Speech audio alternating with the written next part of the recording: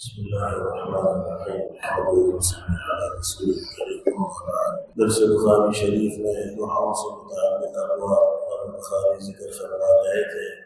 سونے سے پہلے جن وظائف کا اہتمام کرنا چاہیے اس میں سے ایک تسبیحات فاطمہ جس کا ذکر کل ہو چکا۔ آج ایک روایت جس میں اللہ کے نبی صلی اللہ علیہ وسلم معوذات پڑھ کر اپنے ہاتھوں پہ دم کر کے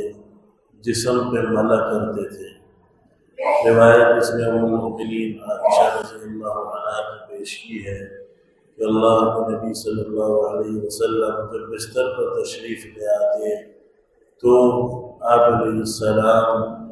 معوذات کی تلاوت فرماتے، سورہ اخلاص، سورہ فلق، سورہ ناس،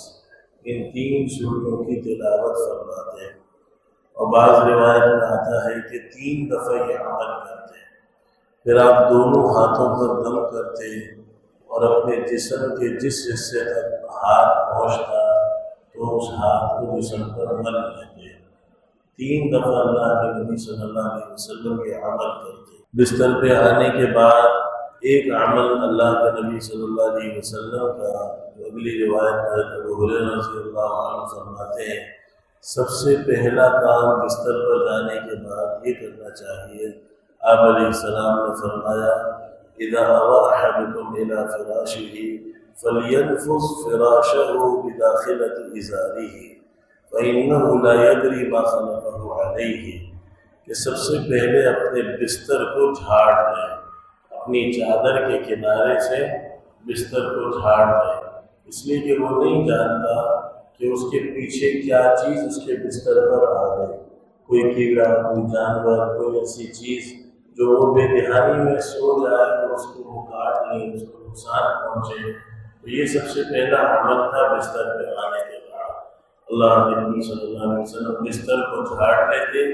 اس کے بعد آپ آیت الکرسی پڑھتے، اس کے بعد آپ 3 دفعہ